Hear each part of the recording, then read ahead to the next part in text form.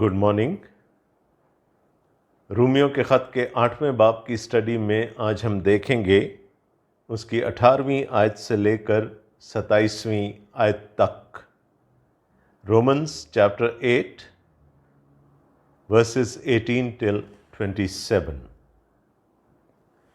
18ویں آیت سے یوں لکھا ہے، کیونکہ میری دانست میں اس زمانے کے دکھ درد اس لائق نہیں کہ اس جلال کے مقابل ہو سکیں جو ہم پر ظاہر ہونے والا ہے، کیونکہ مخلوقات کمال آرزو سے خدا کے بیٹوں کے ظاہر ہونے کی راہ دیکھتی ہے، اس لیے کہ مخلوقات بطالت کے اختیار میں کر دی گئی تھی، نہ اپنی خوشی سے بلکہ اس کے باعث سے جس نے اس کو اس امید پر بطالت کے اختیار میں کر دیا کہ مخلوقات بھی فنا کے قبضے سے چھوٹ کر خدا کے فرزندوں کے جلال کی آزادی میں داخل ہو جائے گی۔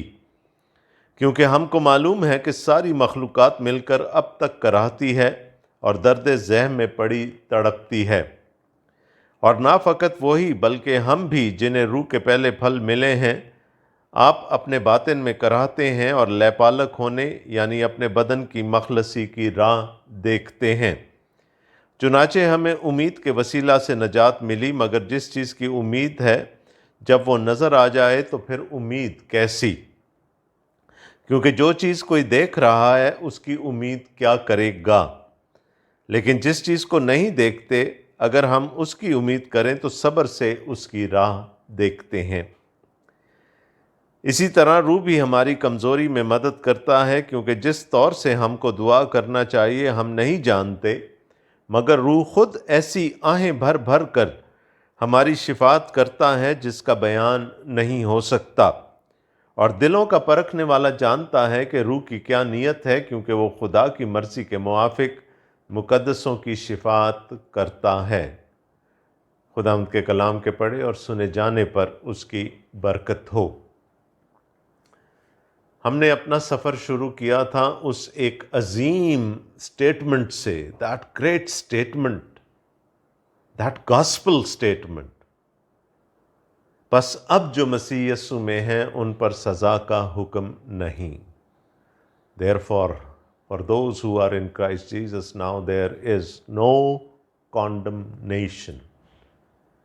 اور ہم نے دیکھا تھا کہ یہ کانڈمنیشن ہم پر سے کیسے ہٹا لی گئی، خدا نے کیا انتظام کیا اپنے بیٹے کے وسیلے سے، اور کیسے ہم دوسری مخلوقات سے، دوسری قوموں سے علیحدہ کر دیے گئے تاکہ ہم پر سزا کا حکم نہ رہے۔ اس کے بعد اور اس میں ہم نے خدا کے پاک روح کا رول دیکھا تھا۔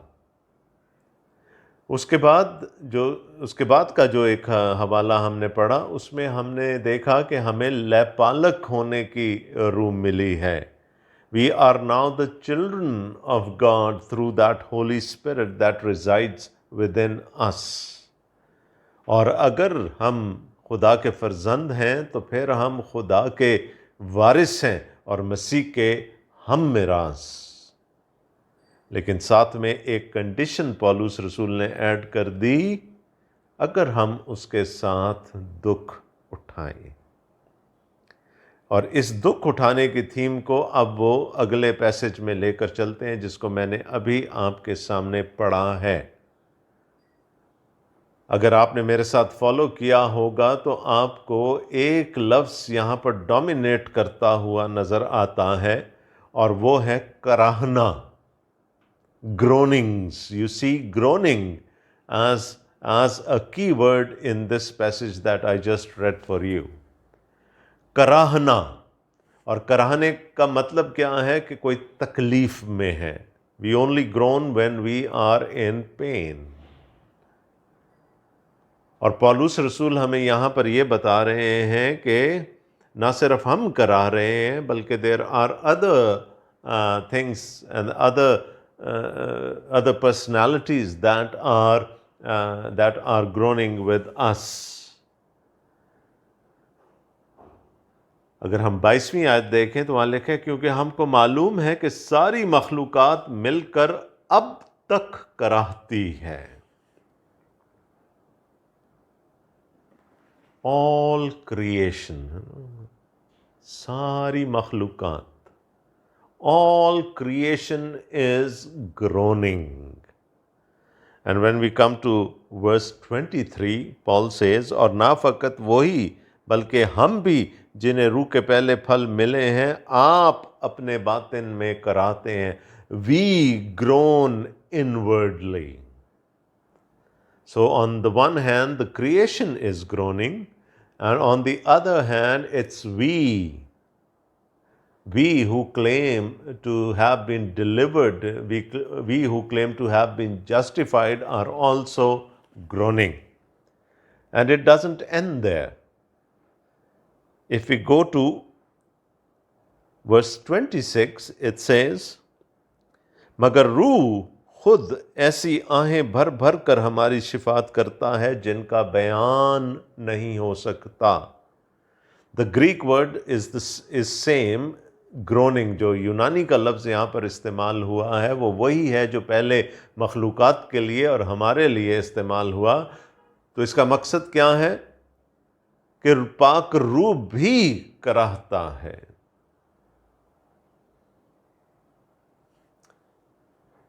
تو ہم نے کراہنے کو 3 لیولز پر دیکھا، مخلوقات کے لیول پر، اشرف المخلوقات کے لیول پر، اور پھر خدا کے لیول پر پاک روح کو ہم کراہتے ہوئے دیکھ رہے ہیں. اور یہی میرے 3 بلٹ پوائنٹس بن جائیں گے آج کے اس حوالے کو سمجھنے کے لیے. The creation groans, we groan, and the Holy Spirit groans. اور میں نے آپ کو پہلے کہا تھا کہ گروننگ اسی وقت ہوتی ہے، کرایا اسی وقت جاتا ہے جب ہم تکلیف میں ہوتے ہیں. میں آپ کے لیے 17ویں آیت دوبارہ پڑھنا چاہوں گا کیونکہ وہاں سے یہ شفٹ ہوا تھا تھاٹ پولس رسول کا.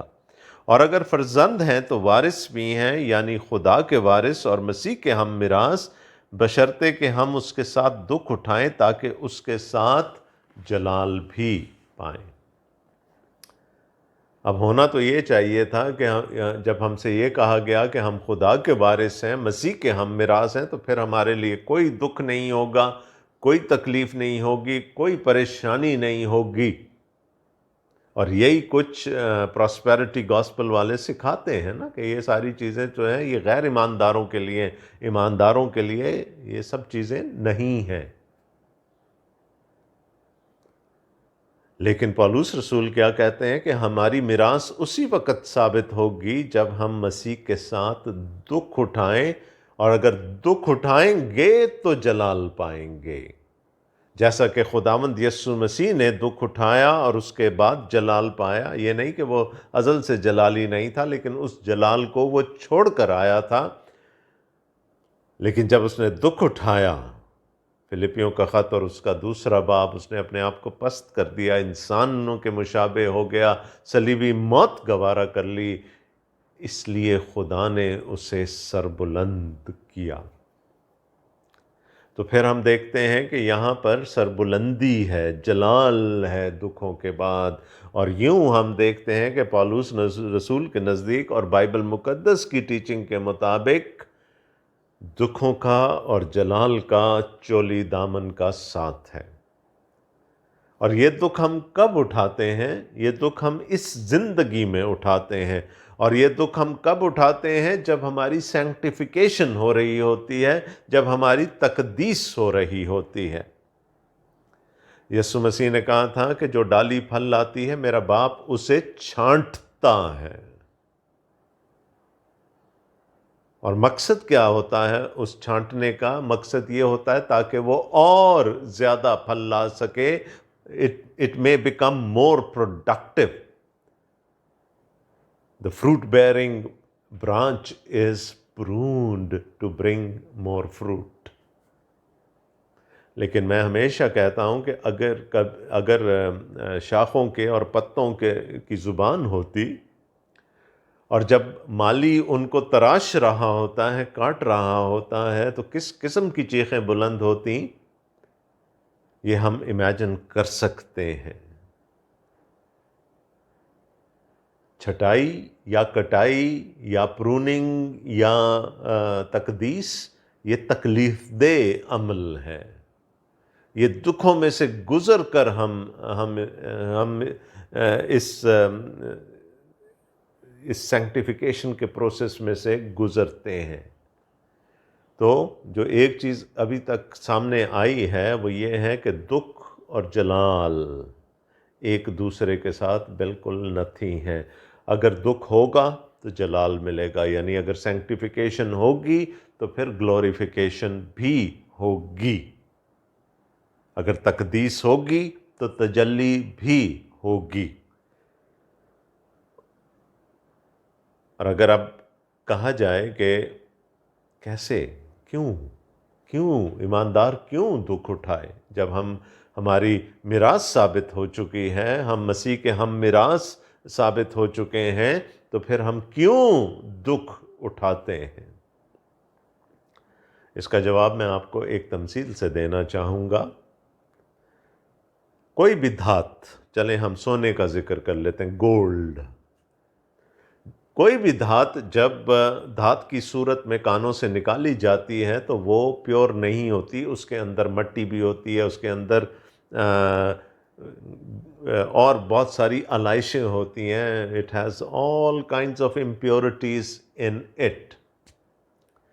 لیکن وہ دھات جب اپنے پیوریفائر کے ہاتھ میں چلی جاتی ہے، وہ شخص جو اس کو پاک کرتا ہے، صاف کرتا ہے، اس کے ہاتھ میں آتی ہے، تو وہ کیا کرتا ہے؟ وہ اس کو پتیلی میں ڈال کر، کڑاہی میں ڈال کر آگ پر رکھ دیتا ہے۔ دیکھیں ابھی تک جو ہم نے پڑھا تھا وہ یہ تھا کہ جب ہم جسٹیفائی کیے جاتے ہیں، جب ہماری تصدیق ہوتی ہے، جب ہم راست باز ٹھہرائے جاتے ہیں، تو اس کا یہ مطلب نہیں کہ ہم راست باز ہو گئے، صرف ہماری سزا ہٹا لی گئی، وہ گناہ ابھی بھی ہے۔ اب اس گناہ کو ہماری زندگیوں سے نکالنا ہے، ہمیں پاک کرنا ہے خدا نے، تاکہ ہم جلال کے قابل ہو سکیں۔ تو جیسے وہ دھات، وہ سونا جب پگھلتا ہے تو وہ علائشیں اوپر آنا شروع ہو جاتی ہیں۔ when the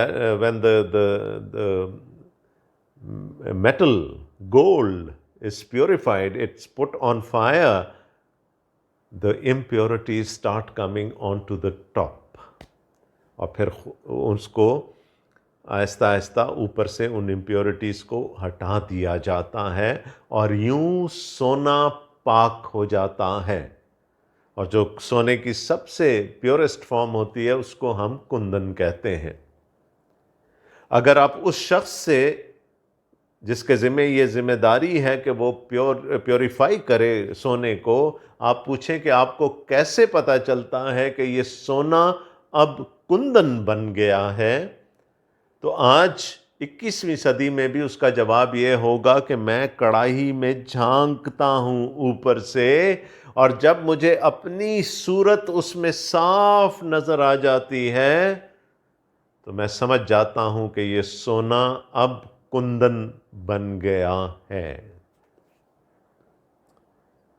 میرا اور آپ کا پاک کرنے والا اوپر بیٹھا ہے۔ وہ جب مجھے اور آپ کو راست باز ٹھہراتا ہے تو پھر وہ ہمیں دکھوں کی کڑائی میں ڈال دیتا ہے، آگ میں ڈال دیتا ہے۔ He is the refiner's fire، جیسا ملاکی نے کہا، وہ سونار کی آگ کی مانند ہے۔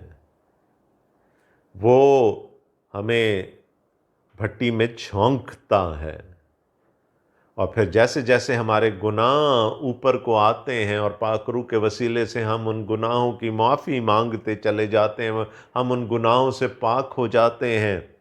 اور جس دن اس کو، جب وہ اوپر سے جھانکتا ہے، اس کڑاہی میں، اس سونے میں اپنی صورت نظر آ جاتی ہے، وہ کہتا ہے میرا بندہ پاک ہو گیا ہے، کیونکہ یہ صورت بگڑ گئی تھی باغ عدن میں۔ خدا نے انسان کو اپنی شبیہ پر، اپنی صورت پر پیدا کیا تھا۔ God created man in his own image, but that image was distorted because of sin۔ جب خدا ہمیں پاک کرتا ہے اور تو پھر کیا ہے؟ اور جب اس کو اپنی صورت دوبارہ ہم میں، آگے چل کے ہم دیکھیں وہ کہتا ہے کہ ہم اس کے بیٹے کے ہم شکل ہو جائیں، جب اس کو مسیح ہم میں نظر آنا شروع ہو جاتا ہے تو پھر وہ ہم پر مہر کر دیتا ہے کہ اس کی تقدیس ہو چکی۔ بائی دا وے، تقدیس کوئی منزل نہیں ہے، تقدیس عمل ہے، یہ سفر ہے۔ ہم آہستہ آہستہ قدوسیت کی طرف، پاکیزگی کی طرف بڑھتے ہیں۔ تو میں جواب دے رہا تھا اس سوال کا کہ کیوں دکھ اٹھانا ضروری ہے۔ دکھ اٹھانا اس لیے ضروری ہے کہ اس کے وسیلے سے ہماری تقدیس ہوتی ہے، ہماری سینکٹیفیکیشن ہوتی ہے، اور ہم دکھوں میں سے جب گزرتے ہیں خدا ہمیں پاک کرتا چلا جاتا ہے، اس کا پاک روح ہمیں صاف کرتا چلا جاتا ہے، اور وہ ہمیں اپنے بیٹے کی شکل میں ڈھالتا چلا جاتا ہے۔ اب آپ کے ذہن میں ایک سوال ابھر سکتا ہے کہ بھائی ایک ہی دفعہ کیوں نہیں کر دیتا، ساری زندگی ہمیں کیوں دکھ دیتا رہتا ہے خدا؟ اس کا جواب بھی میں آپ کو ایک مثال سے دینے کی کوشش کروں گا۔ دیگر ممالک میں، ہمارے ملک میں نہیں، دیگر ممالک میں frog leg soup is considered to be a delicacy, یعنی مینڈک کی ٹانگوں کا جو سوپ ہوتا ہے اس کو بڑا نرشنگ سمجھا جاتا ہے، اٹس اے ڈیلیکسی، بڑا مہنگا بکتا ہے۔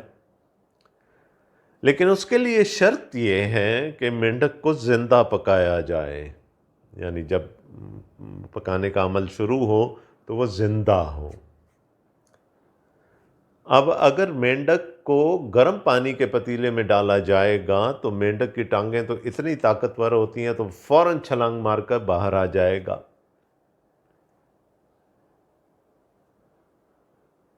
تو مقصد پورا نہیں ہوگا۔ تو اس کے لیے کیا یہ جاتا ہے کہ مینڈک کو ٹھنڈے پانی میں ڈالا جاتا ہے، پتیلی میں ٹھنڈا پانی لے کر اس میں مینڈک کو رکھا جاتا ہے اور اس کو بڑی ہلکی آنچ پر رکھ دیتے ہیں۔ ایز اٹ سمرز، وہ جب آہستہ آہستہ پانی گرم ہوتا ہے تو اس کو تھوڑا مزہ آنا شروع ہوتا ہے نا، وہ آہستہ آہستہ آہستہ آہستہ ریلیکس کرتا ہے، پھر آنچ تھوڑی سی اور تیز کر دی جاتی ہے، وہ پھر تھوڑا اور ریلیکس کرتا ہے، آنچ اور تیز کر دی جاتی ہے، وہ پھر اور ریلیکس کرتا ہے، حتیٰ کہ جب پوری آنچ پہ آتی ہے بات تو اس وقت اس میں پھر وہ طاقت نہیں رہتی کہ وہ اس پتیلی میں سے چھلانگ مار کے باہر آ جائے۔ اسی طرح خدا اگر ایک ہی دفعہ ہماری تقدیس کرے گا، ہم میں سے کتنے بھاگ جائیں گے، ہم اس دکھ کو، اس تکلیف کو شاید برداشت ہی نہیں کر پائیں گے۔ اس لیے خدا ہمیں ہلکی آنچ پر پکاتا ہے، اور آہستہ آہستہ ہماری گندگی، ہماری کالک، ہماری امپیورٹیز کو وہ پاک کرتا چلا جاتا ہے۔ And that is something wonderful، ہے نا؟ اسی لیے پولس رسول کہتا ہے کہ ہم اگر مسیح کے ساتھ دکھ اٹھائیں گے تو پھر اس کے ساتھ ہم جلال بھی پائیں گے، اور 18ویں آیت میں وہ کہتا ہے کیونکہ میری دانست میں اس زمانے کے دکھ درد اس لائق نہیں کہ اس جلال کے مقابل ہو سکیں جو ہم پر ظاہر ہونے والا ہے۔ نو کمپیرزن، میں نے پہلے کہا تھا they cannot be separated. The sufferings and glory cannot be separated from each other. Now what Paul is telling us that they are incomparable. They cannot be compared. The suffering of this day and the glory of tomorrow, they cannot be compared with each other. ہم نے وہ جلال نہیں دیکھا، ہے نا؟ دکھ تو ہمیں، ہمارے جو روزمرہ کے دکھ ہیں وہ ہمیں روز نظر آتے ہیں، لیکن اس جلال کو ہم نے نہیں دیکھا، لیکن پولس دیکھ چکا تھا۔ دوسرے کرنتھیوں میں وہ ہمیں بتاتا ہے، میں ایک ایسے شخص کو جانتا ہوں جو کہ تیسرے آسمان پر اٹھایا گیا تھا۔ وہ اپنی بات کر رہا ہے۔ ایک ایسے شخص کو جانتا ہوں جو تیسرے آسمان پر اٹھایا گیا تھا، and what would have he seen there؟ He would have seen the glory of God. He would have seen the glory of Jesus. He would have seen the glory of believers. وہ اس جلال کو دیکھ چکا ہے، اس لیے اتنے وثوق سے کہہ سکتا ہے کہ اس زمانے کے دکھ درد اس لائق نہیں کہ اس جلال کے مقابل ہو سکے۔ میں نے اور آپ نے وہ جلال نہیں دیکھا، اس لیے ہمیں اپنی تکلیف، ہمارے دکھ بہت بڑے نظر آتے ہیں۔ پولس رسول جب بیان کرنے پہ آتے ہیں کرنتھس کی کلیسیا کے نام اپنے خطوط میں کہ مجھ پر کیا کیا گزری، اور پھر وہ کہتا ہے یہ دم بھر کی ہلکی سی مصیبت ہے۔ جب اس نے اس جلال کو دیکھ لیا جو ملنے والا ہے تو اس نے کہا یہ جتنی تکلیفیں ہیں، یہ جتنی پریشانیاں ہیں، یہ جتنے دکھ ہیں، یہ دم بھر کی ہلکی سی مصیبت ہے، کیونکہ وہ اس جلال کو دیکھ چکا ہے جو ایمانداروں کو ملنے والا ہے۔ No comparison at all. اور اگر ہم اس بات پر ایمان لے آئیں کہ ہمیں وہ جلال ملے گا تو ہمیں بھی اپنے دکھ، اپنی تکلیفیں، اپنی پریشانیاں، اپنی تقدیس کا عمل آسان لگنے لگے گا۔ ایٹرنل پرسپیکٹو رکھنے کی بات ہے۔ We have to see the long-term goal, and the long-term goal is glory. پالوس کہتا ہے زندگی کے دکھ درد اس قابل ہی نہیں ہے نا، جب وہ جلال دیکھ لیا تو پھر دم بھر کی ہلکی سی مصیبت ہے۔ اچھا، اس کے بعد وہ جو 3 کراہنے کا ذکر ہے، the 3 groanings that I talked to you about, let us look at those۔ 19ویں آیت سے، کیونکہ مخلوقات کمال آرزو سے خدا کے بیٹوں کے ظاہر ہونے کی راہ دیکھتی ہیں، اس لیے کہ مخلوقات بطالت کے اختیار میں کر دی گئی تھی، نہ اپنی خوشی سے بلکہ اس کے باعث جس نے اس کو اس امید پر بطالت کے اختیار میں کر دیا کہ مخلوقات بھی فنا کے قبضہ سے چھوٹ کر خدا کے فرزندوں کے جلال کی آزادی میں داخل ہو جائے گی۔ کیونکہ ہم کو معلوم ہے کہ ساری مخلوقات مل کر اب تک کراہتی ہے اور درد ذہ میں پڑی تڑپتی ہے۔ Let's go back to the garden of Eden. انسان نے گناہ کیا، سزا سنائی گئی، 2 چیزوں پر لعنت ہوئی، دو شخصیات کو سزا ملی، آدم اور حوا کو سزا ملی، ابلیس پر لعنت کر دی گئی اور زمین پر لعنت کر دی گئی، اس لیے کہ یہ زمین آدم کے اختیار میں دے دی گئی تھی، اور جب آدم نے گناہ کیا تو یہ زمین بھی بطالت کے اختیار میں کر دی گئی، اس پر لعنت کر دی گئی۔ تو آج میں اور آپ جس کائنات میں رہتے ہیں، جس زمین پر رہتے ہیں، وہ اٹس انڈر اے کرس، لعنت کے نیچے ہے، اور اس کو بھی تو نجات کی ضرورت ہے۔ کئی دفعہ ہم اپنی نجات کا بڑا ایک شارٹ سائٹڈ قسم کا ویو لیتے ہیں، ہم سمجھتے ہیں کہ بس ہم نے نجات پالی، یہ کافی ہے۔ یاد رکھیے گا کہ ہماری نجات کے ساتھ اس کائنات کی نجات بھی وابستہ ہے۔ جب خدا کے بیٹے نجات پائیں گے تو پھر یہ کائنات بھی نجات پا جائے گی، اور اس کائنات کی، ان مخلوقات کی نجات کیا ہے کہ یہ اس لعنت میں سے نکل آئیں اور اپنی اوریجنل فارم میں واپس آ جائیں۔ اور پالوس کہتا ہے the creation groans، رائٹ؟ لیکن اس کی گروننگ کیسی ہے؟ ایکسپیکٹنسی کی، درد ذہ کی طرح وہ کہتا ہے، اٹس لائک لیبر پینز، اور labour pains are a good kind of pain. with apologies to the women listening to me, they are a good kind of pain because there is an expectation of a new life coming into this world. اس کا نتیجہ کیا نکلتا ہے؟ نتیجہ ایک نئی زندگی اس دنیا میں آ جاتی ہے، ایکسپیکٹیشن ہوتی ہے اس میں۔ تو اگر کریشن کراہ رہی ہے، مخلوقات کرا رہی ہیں، تو that is a growing of expectancy, اس کو توقع ہے کہ وہ بھی ایک دن نجات پا جائے گی۔ That's why it grows. تو کبھی بھی اپنے نجات کے کانسیپٹ کو، اپنی سیلویشن کے کانسیپٹ کو ریسٹرکٹ نہ کیجیے گا اپنی ذات تک۔ ہم نجات پائیں گے تو یہ زمین بھی، مخلوقات بھی اس لعنت سے نکل آئیں گی جس کے اندر وہ اپنے اختیار سے نہیں، لکھا ہے یہاں پر اپنے اختیار سے نہیں، بلکہ آدم کے گناہ کی وجہ سے بطالت کے اختیار میں کر دی گئی تھیں۔ So, as things are revived, restored, تو پھر ایک فار ریچنگ ایفیکٹ ہوگا ہماری نجات کا، اور وہ کیا ہوگا کہ یہ کائنات بھی لعنت میں سے نکل آئے گی۔ That is the first type of groaning that is mentioned here. پہلی طرح کا کراہنا ہے، مخلوقات درد ذہ میں پڑی تڑپتی ہے۔ ایکسپیکٹیشن ہے نا، کب ہوگا، کب ہوگا، کب ہوگا، کب ہم اپنی لعنت میں سے نکل پائیں گے۔ اب یہ تو ایک ہو گیا۔ دوسرا 23ویں آیت سے، اور نہ فقط وہی بلکہ ہم بھی جنہیں روح کے پہلے پھل ملے ہیں، آپ اپنے باطن میں کراہتے ہیں اور لیپالک ہونے یعنی اپنے بدن کی مخلصی کی راہ دیکھتے ہیں، چنانچہ ہمیں امید کے وسیلے سے نجات ملی، مگر جس چیز کی امید ہے جب وہ نظر آ جائے تو پھر امید کیسی؟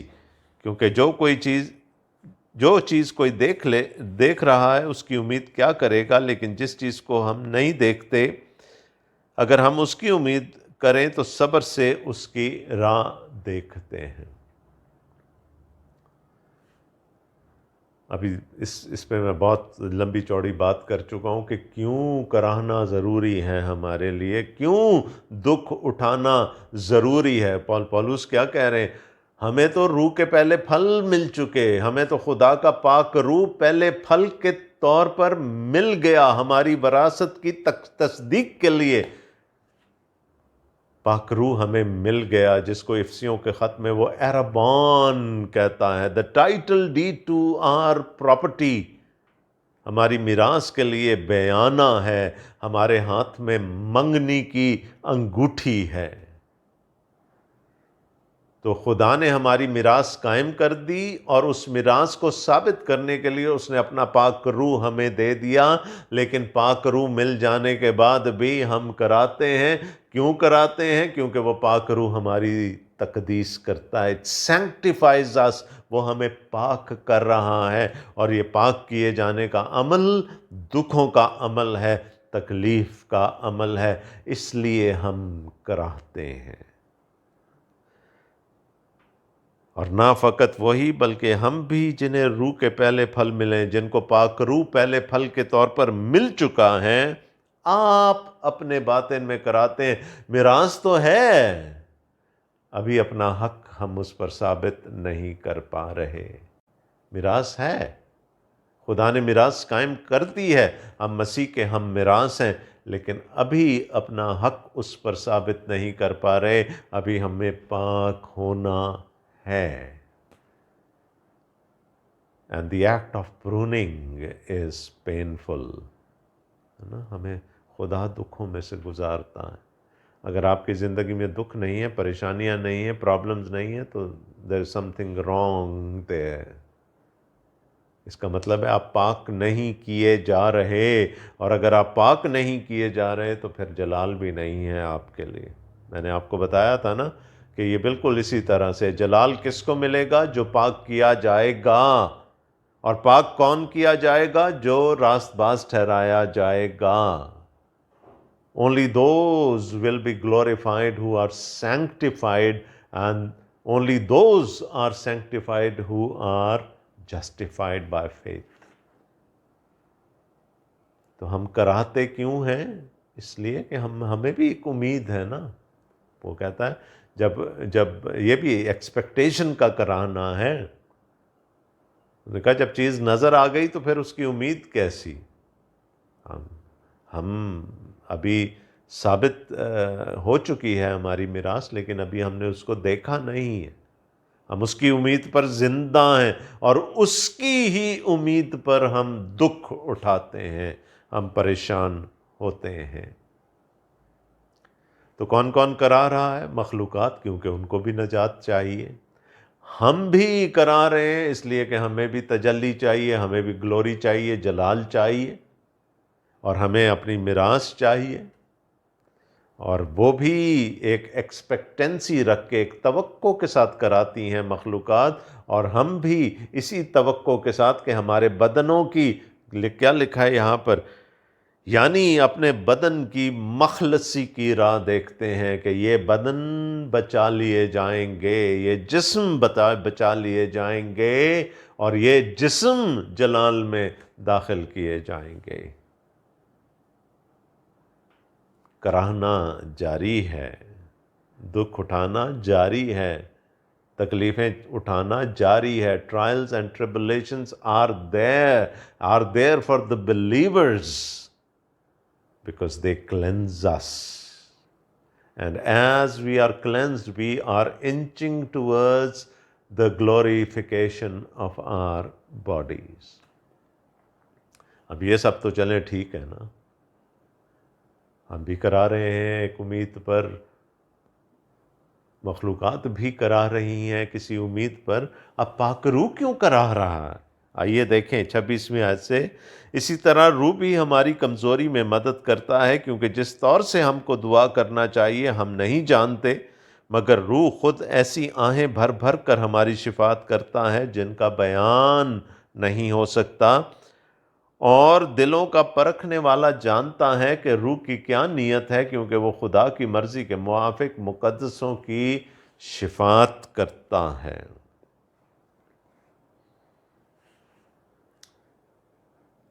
خدا کا روح کیوں کرا رہا ہے؟ کیونکہ ہم کرا رہے ہیں، ہم تکلیف میں ہیں۔ کہتا ہے وہ ہماری شفاعت کرتا ہے۔ He stands by us in the process of our sanctification۔ اور کتنی دفعہ بے وقوفی کر کے ہم سمجھ نہیں پاتے کہ ہم پاک کیے جا رہے ہیں، تو پاک روح اندر سے کراتا ہے کہ اس کو سمجھ نہیں آ رہی۔ ہم کیا چاہتے ہیں؟ We want an escape from our trials, from our tribulations۔ ہم بچنا چاہتے ہیں مصیبتوں سے، تکلیفوں سے، پریشانیوں سے، اور پاک روح اندر سے کہتا ہے اف کتنا بے وقوف آدمی ہے، کتنا بے وقوف آدمی ہے یہ، اپنا جلال اپنے ہاتھوں سے کھونا چاہ رہا ہے۔ کیونکہ پاک روح کے وسیلے سے ہماری تصدیق ہوتی ہے۔ ایک بڑی انٹرسٹنگ بات پولس نے یہاں پر کر دی، اسی طرح روح بھی ہماری کمزوری میں مدد کرتا ہے، کیونکہ جس طور سے ہم کو دعا کرنا چاہیے ہم نہیں جانتے، مگر روح خود ایسی آہیں بھر بھر کر ہماری شفاعت کرتا ہے جن کا بیان نہیں ہو سکتا۔ جس طور سے ہمیں دعا کرنا چاہیے وہ ہمیں نہیں آتا۔ واو! کیا آپ کو دعا کرنی نہیں آتی؟ کیا مجھے دعا کرنی نہیں آتی؟ یقیناً آتی ہے۔ شاگرد بھی دعا کیا کرتے تھے، خداوند یسوع مسیح بھی دعا کیا کرتے تھے، فریسی بھی دعا کیا کرتے تھے، آج ہم سب دعا کرتے ہیں۔ پولس کہتا ہے جس طور سے دعا کرنی چاہیے وہ ہمیں نہیں آتا۔ ایک چھوٹی سی تمثیل، یسوع مسیح کے دو بڑے لاڈلے شاگرد جو کہ رشتہ دار بھی ہیں، شریکہ بھی ہیں خداوند یسوع مسیح کا، یعقوب اور یوحنا۔ خداوند یسوع مسیح کی زمینی زندگی کے آخری دنوں میں اس کے پاس آ گئے، اور ایک آدھ انجیلی بیان میں لکھا ہے کہ اپنی ماں کو بھی لے کر آ گئے اور کہا کہ جب تو اپنی بادشاہی میں آئے تو بخش دے کہ ایک تیرے دائیں اور ایک تیرے بائیں بیٹھے۔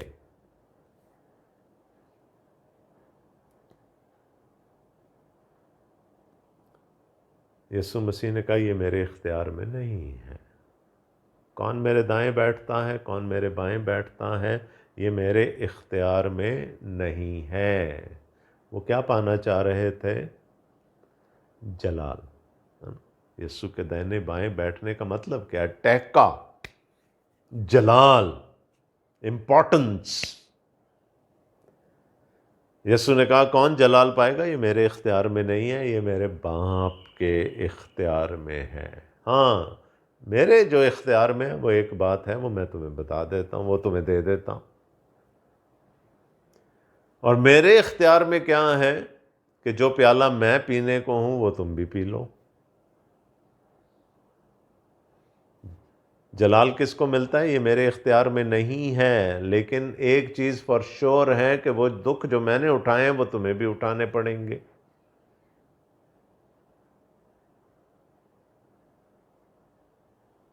کیا بولے آگے سے؟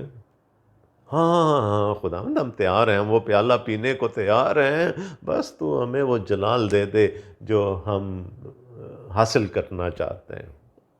وہاں پر یسوع کیا ثابت کرنے کی کوشش کر رہے ہیں؟ جو پولس رسول ہمیں یہ بتا رہے ہیں کہ پہلے دکھ اٹھاؤ گے تو جلال پاؤ گے. آگے خداوند یسوع مسیح نے کہا تم نہیں جانتے کہ کیا مانگتے ہو. تم نہیں جانتے کہ کیا مانگتے ہو. پولس رسول یہاں کیا کہہ رہے ہیں؟ ہمیں نہیں معلوم. کس طور سے دعا کرنی چاہیے یہ ہمیں نہیں معلوم. جو چیز ہمارے حق میں بہتر ہے، دکھ اٹھانا، ہماری دعا کیا ہوتی ہے؟ خداوند ہمیں ان سے بچائے رکھ.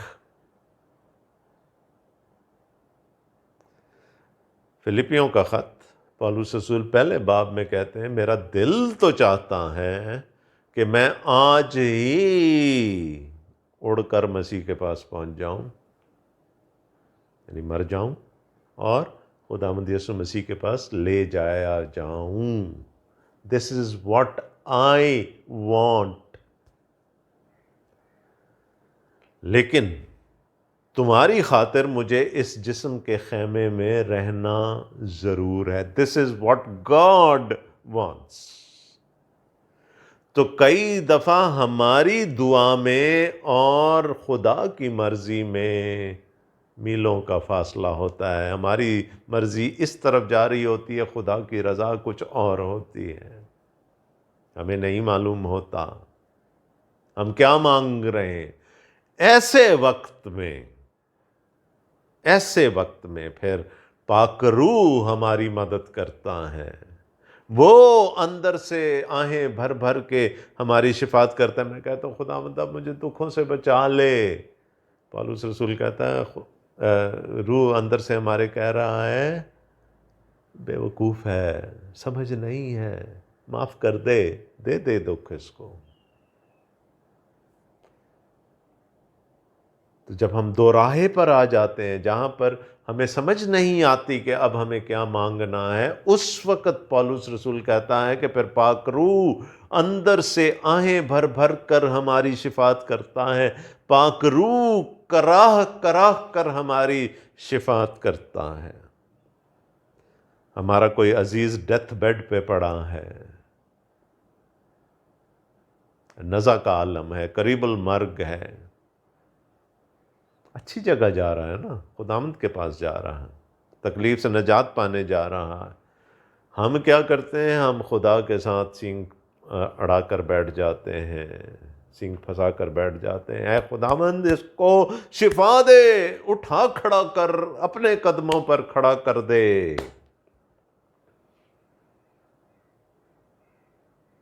پاک روح اندر سے کیا کہتا؟ چھوڑ دے، نہ سننا ان کی، جو تیری مرضی ہے تو وہ پوری کر. تو کئی دفعہ ہمارے اندر سے کانفلکٹنگ پریئرز، یہاں سے ایک اور دعا جا رہی ہوتی ہے خدا کے پاس، اور اندر سے پاک روح کے وسیلے سے کوئی اور دعا خدا کے پاس جا رہی ہوتی ہے.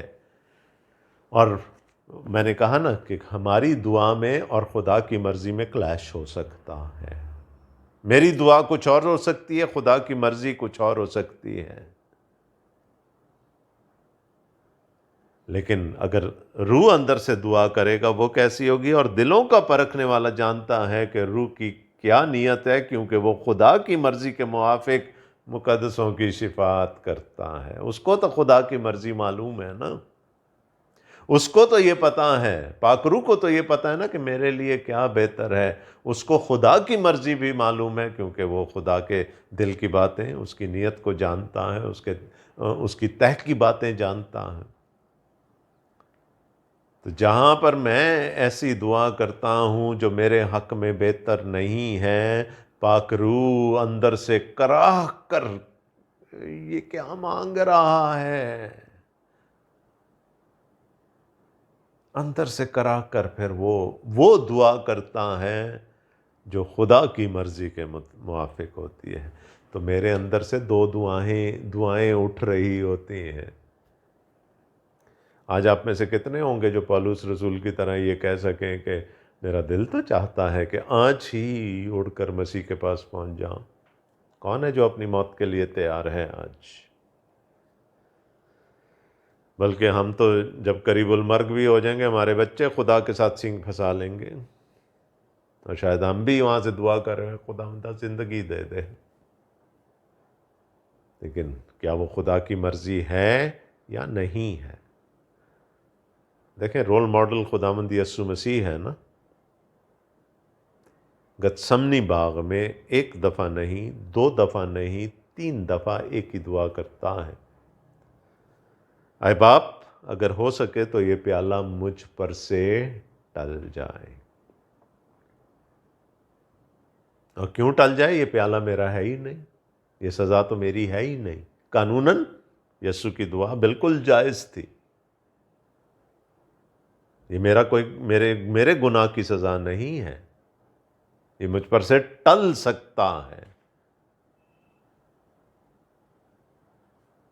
لیکن میری نہیں، تیری مرضی پوری. اور کیا خداوند یسوع مسیح کو نہیں پتا تھا کہ خدا کی کیا مرضی ہے؟ خدا کی مرضی تھی کہ یہ پیالہ اس پر سے نہ ٹلے. تو اگر ہم کوئی بھی دعا کریں اور اس کے آخر میں خداوند یسوع مسیح کا یہ جملہ لگا دیں، تو پھر ہماری دعا خدا کی مرضی کے موافق ہو جائے گی. اے خداوند میری نہیں بلکہ تیری مرضی پوری ہو. میں اور آپ جب دعا کرنے بیٹھتے ہیں، ہم تو خدا کو ڈکٹیشن دیتے ہیں نا کہ ہمیں یہ چیز چاہیے. وہ کچھ لوگوں نے تو یہ بتایا گاڑی چاہیے تو رنگ بھی بتاؤ، ماڈل بھی بتاؤ خدا کو، یہ بھی بتاؤ کہ اس کا پیٹرول ٹینک کتنا بڑا ہونا چاہیے. Be specific in your prayers.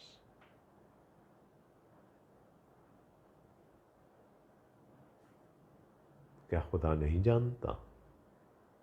اور اگر ہم اس دعا کے آخر میں کہہ دیں گے کہ اے خداوند میری نہیں بلکہ تیری مرضی پوری ہو، تو پھر ہو سکتا ہے کہ ہمیں اسے بہتر گاڑی مل جائے. اگر خدا کی یہ مرضی ہے کہ وہ ہمیں گاڑی دے تو پھر اسے بہتر بھی تو مل سکتی ہے. اس کے گھر میں کس چیز کی کمی ہے؟ تو کون کون کرا رہا ہے؟ مخلوقات کرا رہی ہیں. کیوں کرا رہی ہیں؟ اس لیے کہ ان کو اپنی لعنت سے چھٹکارا چاہیے، ان کو بھی نجات چاہیے. ہم کرا رہے ہیں کیونکہ ہماری میراث قائم ہو چکی ہے، لیکن ابھی تک ہمارے اختیار میں نہیں آئی وہ میراث. پاک روح اس لیے کرا رہا ہے کہ کئی دفعہ ہم وہ مانگ لیتے ہیں جو ہمارے لیے خدا کی مرضی نہیں ہوتی. تو پھر یہاں سے ایک اور دعا ہو رہی ہوتی ہے، یہاں سے کوئی ایک اور دعا نکل کر خدا کی حضوری میں جا رہی ہوتی ہے. اور خدا نے کون سی سننی ہے؟ کیا وہ میری یہاں والی دعا سنے گا، یا وہ جو اس کا پاک روح میرے اندر سے کر رہا ہے؟ پھر ہم کہتے ہیں خداوند ہماری سنتا ہی نہیں ہے. اس لیے نہیں سنتا کہ وہ دعا خدا کی مرضی کے موافق ہوتی نہیں.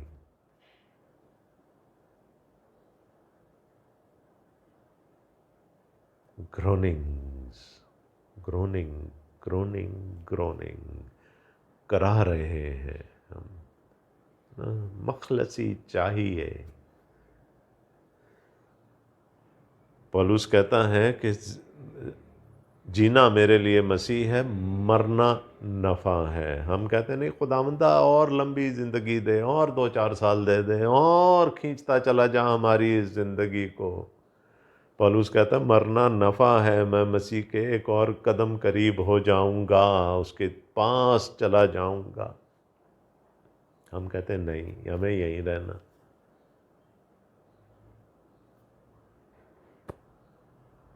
آپ جو مرضی مانگیں، اصل تو سنی تو وہ جائے گی جو پاک روح آپ کے اندر سے مانگ رہا ہے۔ ریلیکس، ریلیکس، ریلیکس، ہے نا؟ مزے کی بات ہے یہ، اور ان باتوں کو جاننا ہمارے لیے کتنا ضروری ہے۔ خداوند کے شکر گزار ہیں پولس جیسے لوگوں کے لیے جنہوں نے یہ سرمایہ ہمارے لیے چھوڑ دیا۔ خدا کے شکر گزار ہیں خدا کے پاک روح کے لیے جو ہمیں اس کی تہوں میں لے کر جاتا ہے، اس کو سمجھانے میں ہماری مدد کرتا ہے۔ پریز بی ٹو دی لارڈ، آمین۔